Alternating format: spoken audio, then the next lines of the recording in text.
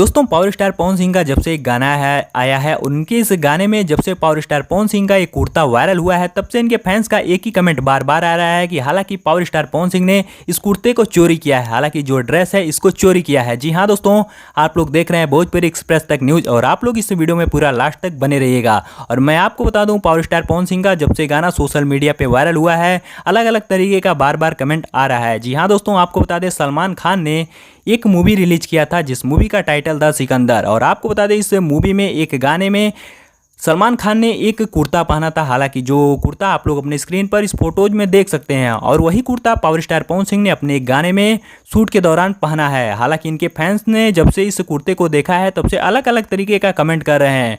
और हालांकि भाई अगर आपको बता दें, अगर कोई भी ड्रेस एक बार सोशल मीडिया पे वायरल होता है तो हालांकि अगर उस पैटर्न को कोई दूसरा भी पहनता है तो इनके फैंस लोग काफ़ी ज़्यादा भड़क जाते हैं इस बात को लेकर।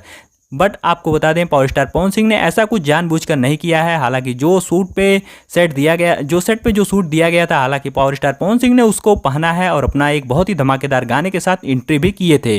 तो आप लोग क्या कहना चाहेंगे इस ड्रेस के बारे में, हमें नीचे कमेंट बॉक्स में जरूर बताइएगा। और ऐसी तमाम खबर सुनने के लिए चैनल पर पहली बार आए हो तो लाइक शेयर सब्सक्राइब करना बिल्कुल भी मत भूलिएगा।